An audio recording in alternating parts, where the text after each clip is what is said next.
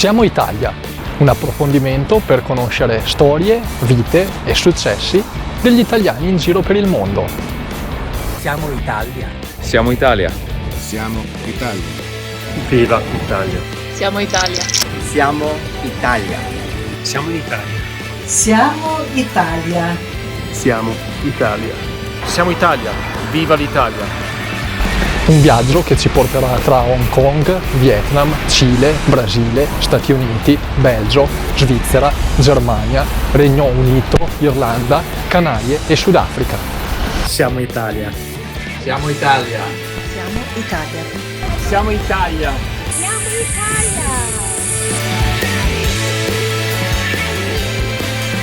Indossiamo le cuffie e via!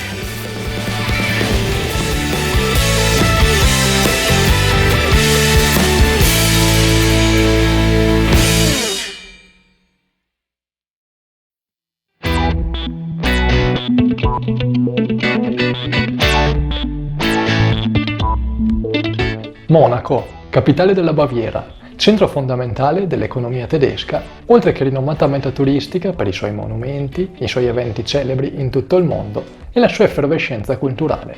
In questa puntata di Siamo Italia raggiungiamo la Germania, dove vive Massimo. Mi chiamo Massimo Fornasier, sono un italiano residente all'estero, vivo a Monaco di Baviera in Germania.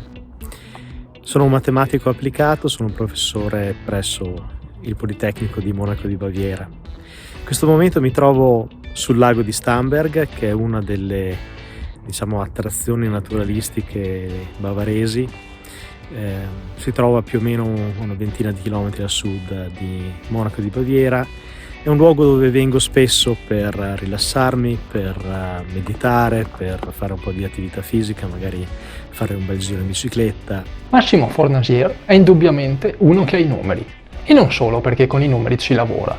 Professore di analisi applicata e numerica presso la Technische Universität München a Monaco di Baviera, su chiamata diretta ricevuta nel 2010, nel 1999 si è laureato in matematica all'Università di Padova, elaborando per la sua tesi un metodo matematico-informatico utile al restauro degli affreschi di Andrea Mantegna nella città del Santo. Sempre a Padova, nel 2003 ha conseguito il dottorato in matematica computazionale. Dopo il dottorato, la sua prima esperienza di ricerca all'estero come assegnista postdoc all'Università di Vienna. In Austria ottiene inoltre una posizione di ricerca presso il Johann Radon Institute for Computational and Applied Mathematics dell'Accademia Austriaca delle Scienze. Qui lavora come ricercatore senior fino al marzo 2011. Nel frattempo, tra il 2006 e il 2007, c'è spazio anche per un periodo oltreoceano negli Stati Uniti, dove viene coinvolto in un programma di matematica applicata e computazionale alla prestigiosa Princeton University. Nel 2012 eccolo premiato con il riconoscimento annuale della Società Italiana di Matematica Applicata e Industriale, un coronamento dei suoi contributi a diversi ambiti della materia. Attualmente si occupa di matematica applicata al trattamento dei dati digitali e all'elaborazione dell'informazione, con studi sulle proprietà matematiche delle reti neurali artificiali per un ambito in costante sviluppo, l'intelligenza artificiale. Andiamo a conoscerlo. Eccoci qui, ben trovato Massimo e grazie mille per la disponibilità. Grazie Simone per avermi invitato in questa trasmissione. Sono molto contento di raccontarvi un po' di me, però ovviamente sono anche un po' emozionato, quindi va bene. Ecco, la prima domanda è questa, appunto, lei si occupa delle applicazioni matematiche, diciamo, all'intelligenza artificiale, lo dico un po' magari semplificando quello che è il suo settore, ecco, ma le chiederei appunto di raccontarci un po' meglio, di definirci un po' meglio qual è il suo lavoro, insomma. Ma diciamo, fino a qualche anno fa, fino verso la fine del prima decennio degli anni 2000, molti algoritmi matematici venivano utilizzati per esempio per il trattamento delle immagini, videocamere oppure camere digitali, ma anche le prime televisioni digitali che comparivano erano tutte basate su algoritmi di compressione o miglioramento di immagini disegnati secondo dettami matematici, spesso ispirati da processi di tipo fisico. Cioè, per farmi capire un attimo, per esempio, se si vuole lisciare un'immagine che è affetta del rumore, cosiddetto rumore, sono dei disturbi che soprattutto se vengono trasmesse queste immagini, cioè se sono immagini per esempio da Marte e arrivano a noi, non arrivano pulite, arrivano con un'aggiunta di errori che sono casuali, che vengono chiamati rumore. Se si volesse filtrare questo rumore, tra virgolette lisciare l'immagine, allora cosa si potrebbe fare? Ma si potrebbe cercare di trovare una versione dell'immagine che assomiglia a quella che ci è arrivata, ma che ha delle proprietà locali di essere liscia, localmente liscia, però non localmente liscia ovunque. Occorre anche che sappia capire che quando ci sono delle discontinuità, per esempio di colore, queste discontinuità debbano venire mantenute. E allora come si fa? Si interpreta un'immagine come un materiale dove il colore viene diffuso come se fosse del calore nelle zone in cui l'immagine è liscia. Mentre nelle immagini in cui mentre nelle zone dell'immagine dove l'immagine ha dei salti, si assume che il coefficiente di trasmissione sia talmente basso che lì il colore non viene diffuso. Quindi l'immagine viene diffusa in maniera anisotropica, diciamo in maniera non uguale in differenti direzioni. Ecco, questo è un esempio di un modello matematico di denoising, cosiddetto, di rimozione o filtraggio del rumore di un'immagine basato su principi pseudofisici ed interpretato matematicamente in modo che sia implementabile da un computer. Questo è quello che si faceva fino alla fine degli anni, fino al 2010 più o meno.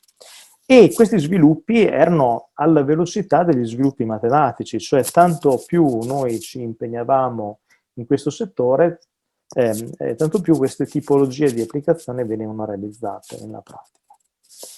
Poi è successo che intorno al 2012 c'è stato un cosiddetto breakthrough, cioè c'è stato un momento in cui si è riusciti a fare un passo notevolmente più avanzato sulla base di modelli sempre matematici, ma che non hanno una ispirazione fisica prescritta, ma sono modelli che si adattano alla particolare applicazione sulla base di esempi. Cioè io faccio vedere a questo modello matematico un'immagine con rumore e la corrispondente immagine pulita. Ne faccio vedere un'altra con la corrispondente pulita.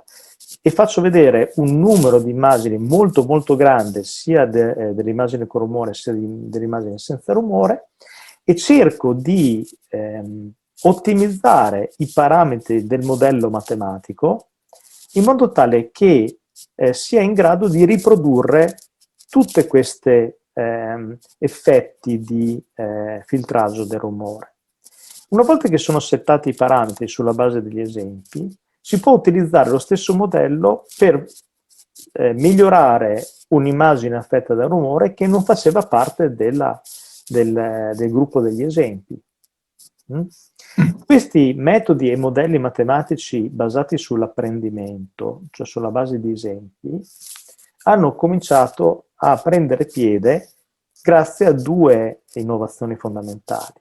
La prima è il fatto che il numero dei dati che abbiamo a disposizione è esploso in maniera enorme. Soprattutto purtroppo sono dati che sono nelle mani delle grandi aziende come Google, Facebook e così via. E l'altro è la capacità di calcolo, cioè la capacità di poter elaborare e di poter ottimizzare questi parametri di questi modelli estremamente sofisticati, di poter ottimizzare questi parametri pur essendo il numero di parametri enorme. Quindi mettendo insieme il fatto, la potenza di calcolo con il numero di dati, tutto d'un tratto si sono riusciti a fare delle cose strabilianti. Se una volta, fino al 2010, l'applicazione era, non lo so, rimuoviamo un oggetto da un'immagine e ricostruiamo la parte mancante dell'immagine rimosso l'oggetto, mi sembrava già strabiliante, e oggi si possono fare delle cose veramente incredibili, cioè per esempio si può scrivere un testo che descrive anche un oggetto fantastico e il computer è in grado di realizzare un'immagine di sua invenzione che interpreta il testo. E quello che viene fuori spesso è ha un carattere o di realisticità oppure anche di fantasia che sono davvero strabilianti. Allora, queste innovazioni che si sono avvenute, che sono erano davvero impensabili solo qualche anno fa, stanno avvenendo però non al passo della matematica. La matematica è rimasta indietro. Sono dei modelli matematici, tra virgolette, molto semplici, che possono essere ingegnerizzati da più o meno chiunque abbia un'educazione sufficiente. Quindi chi fa studi di informatica, eccetera, è in grado di lavorare con questi tipi di strumenti. E quindi l'ingegneria di questi strumenti, questi algoritmi, la sperimentazione con questi algoritmi, il fatto che ci siano delle industrie molto importanti interessate e vi sia una vastità di denaro enorme, fa sì che questo settore si stia sviluppando indipendentemente dalle garanzie matematiche. Cosa intendo dire? Nella pratica, quello che constatiamo è che se più esempi mostriamo a questo tipo di algoritmi, tanto più saranno affidabili.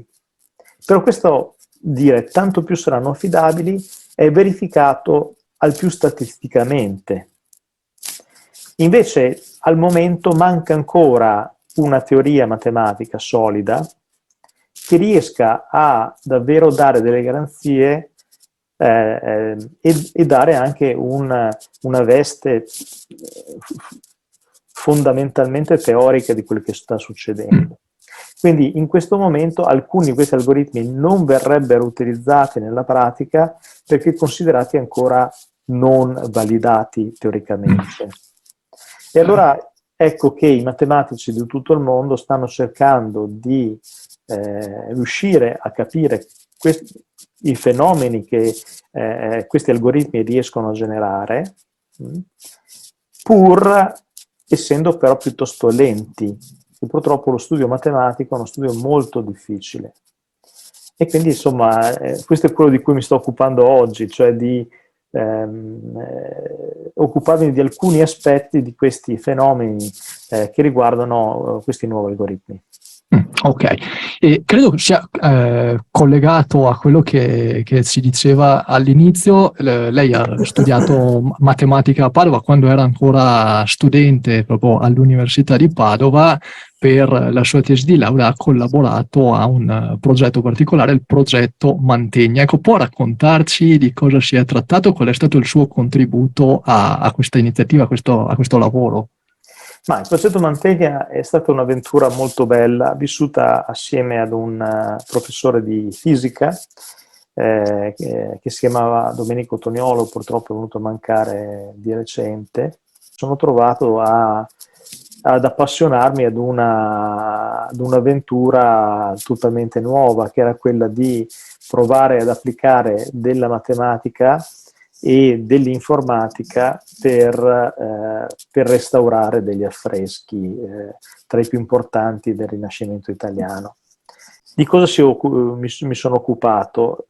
Si tratta di affreschi che erano contenuti nella chiesa degli Eremitani a Padova e facevano parte delle decorazioni della cappella Ovetari, e questa cappella era stata affrescata da Mantegna ed altri pittori del tempo su commissione della famiglia Ovetari. Questa cappella meravigliosa è stata distrutta durante un bombardamento nella Seconda Guerra Mondiale, nel marzo del 1944, e ne sono rimasti purtroppo solamente i frammenti che sono stati raccolti dalla gente di Padova immediatamente dopo il bombardamento ed erano stati conservati per molti anni nella speranza che si potessero ricomporre. E quindi abbiamo cominciato a lavorare su questo problema, che era sostanzialmente quello di localizzare le immagini dei frammenti digitalizzati sulla immagine digitale degli affreschi di foto che risalivano al 1920, quindi foto fatte di ottima qualità in bianco e nero ben prima della guerra. E quindi c'era l'idea di riuscire a trovare la posizione in cui questo frammento coincideva con quelle immagini. E quindi quello che si aveva da fare era di confrontare i numeri che rappresentano l'immagine digitale con i numeri relativi all'immagine digitale dell'affresco, e ovviamente questo doveva essere fatto indipendentemente dall'orientazione, perché il frammento era caduto, ruotato, e indipendentemente dalla posizione. Ora, per fare questo in maniera veloce, abbiamo utilizzato delle tecniche matematiche di analisi armonica, cosiddetta analisi armonica, e questo tipo di materia ci ha consentito di semplificare la ricerca del frammento indipendentemente dalla rotazione. Cioè abbiamo in qualche modo fatto in modo che il frammento venisse riconosciuto anche se ruotato. E per invece localizzare la sua posizione abbiamo utilizzato un altro algoritmo estremamente efficace che si chiama Fast Fourier Transform, e la combinazione di queste due tecniche ci ha consentito di creare un algoritmo in grado di trovare un frammento sulla superficie dell'affresco nel giro di qualche minuto. Una volta che l'abbiamo testato siamo rimasti strabiliati dal fatto che certi frammenti che contenevano solo delle sfumature di colore, non c'erano tratti distinguibili che potevano riferirsi a un tessuto oppure a un incarnato, ma erano proprio semplicemente le nuvole, ecco, venivano localizzate dall'algoritmo in prima posizione candidata. Quando ci siamo resi conto di questa cosa, siamo andati a chiedere un finanziamento presso la Fondazione Cassa di Risparmio di Padova e Rovigo e siamo riusciti a convincerli, ci hanno dato 1 miliardo di lire e con quello siamo riusciti a far partire un laboratorio che è poi concluso e portato avanti il restauro degli affreschi. E venendo un po', veniamo all'attualità, oggi lei vive a Monaco, lavora a Monaco, insegna a Monaco. Sì. Che città è Monaco? Come si trova lì? Cosa le piace di Monaco in particolare? C'è qualcosa invece che magari non le piace di Monaco o magari della Germania in generale? C'è qualcosa che porterebbe in Germania dell'Italia e viceversa qualcosa che porterebbe in Italia della Germania, di quello che ha vissuto nella sua esperienza, insomma, che sta tuttora vivendo? Allora, due cose. La prima è che diciamo le opportunità. Allora, il sistema scientifico italiano, soprattutto le università italiane, soffrono in maniera strutturale di due problematiche. La prima problematica sicuramente sono i famosi finanziamenti, okay? Però la seconda problematica è di tipo amministrativo, cioè le carriere sono gestite su cosiddetti punti personale. e cioè un dipartimento ha un certo numero di punti per il proprio personale e lo sviluppo delle carriere degli afferenti al dipartimento attinge lo stesso budget. Cioè, se un professore fa carriera, necessariamente qualcun altro del medesimo dipartimento non la fa. E questa situazione crea situazioni di grande animosità, di grande tensione all'interno dei dipartimenti e rendono i dipartimenti assolutamente impermeabili, nel senso che se vi fosse l'ingresso di un'altra persona sottrarrebbe punti personale, e questo non lo vuole nessuno. Questo tipo di meccanismi che io trovo assolutamente folli rende l'università italiana molto poco dinamica. Invece, diciamo, l'amministrazione di questo tipo di concetti, di carriera, eccetera, è molto più flessibile all'estero, forse perché ci sono più finanziamenti, e rendono, diciamo, le carriere indipendenti e la capacità di muovere le persone all'interno del sistema molto più efficace, più efficiente. Questo penso sia uno dei vantaggi più grandi che ha lo stare diciamo in Germania o in altri paesi che hanno diciamo una gestione delle carriere molto più aperta e disponibile, diciamo. Inoltre ci sono specificatamente in Germania ci sono grandi libertà individuali, nel senso che ciascun professore ha un proprio budget, una propria amministrazione, si sceglie il personale. Queste sono cose che danno grandissima libertà, ma allo stesso tempo creano grandi barriere. E cioè, poiché ogni professore è totalmente indipendente o pressoché totalmente indipendente, non si creano delle vere e proprie dialoghi con gli altri professori. Quindi questa grandissima libertà che viene data va a inficiare la collaborazione. Quindi si è molto isolati, io parlo soprattutto per la matematica, ci sono altri settori dove la situazione è migliore, in particolare la fisica, però in settore di matematica, penso anche nelle ingegnerie, non vi siano grandi collaborazioni tra docenti dello stesso università. È molto più probabile che un professore tedesco decida di avere grosse collaborazioni con colleghi all'estero piuttosto che crei relazioni localmente. Questo rende un po' l'ambiente accademico un po' sterile, poco ispiratore, nel senso che non sai mai nulla di quello che fanno gli altri e questo diciamo è un po' un peccato. Quindi da questo punto di vista la socialità, la volontà di interagire, la curiosità che si sperimentano tra gli italiani, per esempio, è una cosa che mi manca moltissimo. Per quel che riguarda la città di Monaco, è una città bellissima, ordinatissima, che ha uno spazio naturale straordinario, nel senso che uno prende la bicicletta e si perde prima nei boschi, poi si arrivano ai laghi. Io frequento tantissimo la natura e questo fa parte un po' del mio retaggio bellunese, mettiamola così. Cioè, per me Monaco, per come la vivo io, sostanzialmente è una Belluno un po' ingigantita. E quindi appunto io faccio il mio lavoro, poi la sera prendo la bici e vado a farmi dei giri in bicicletta oppure vado comunque in mezzo alla natura, sui laghi e così via.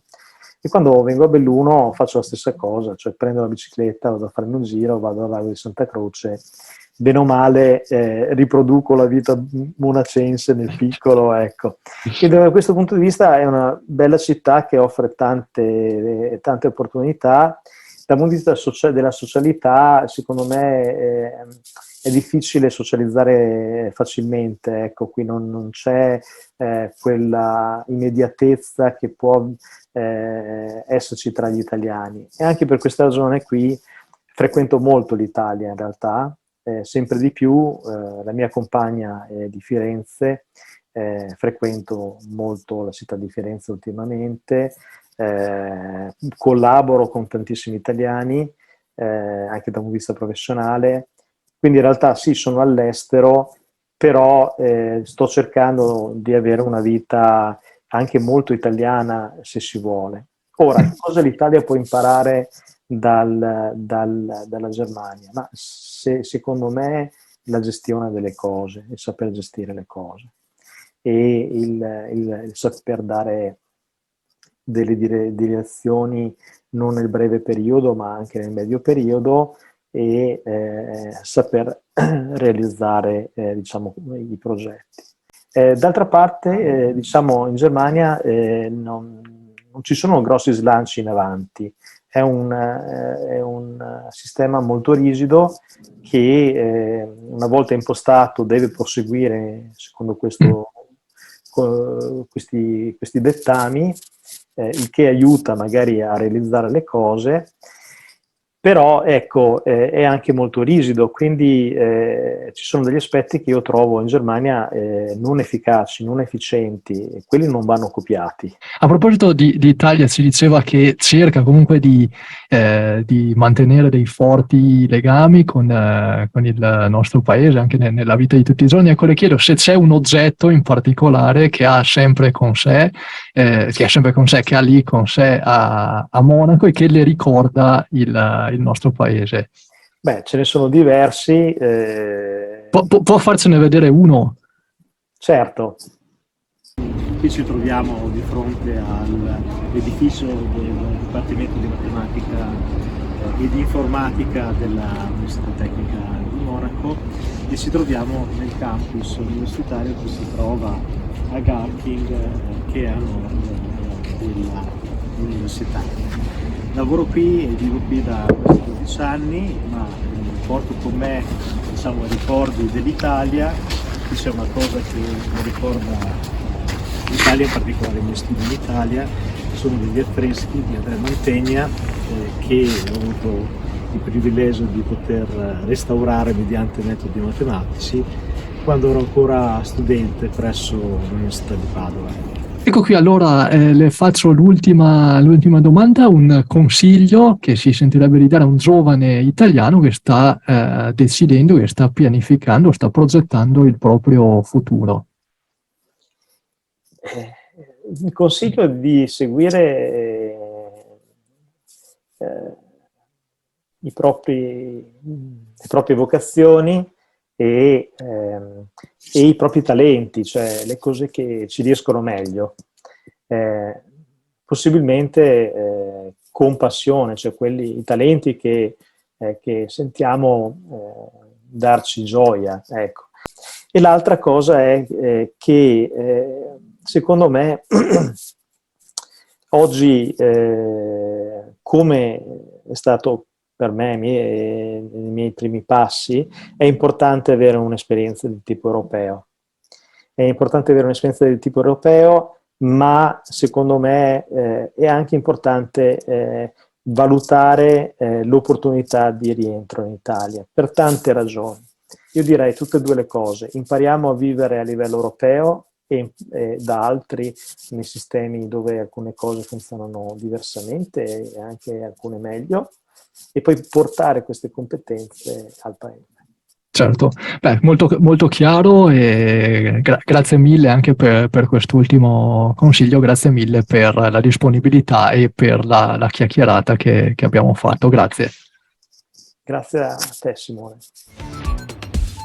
Cruscott, siamo Italia.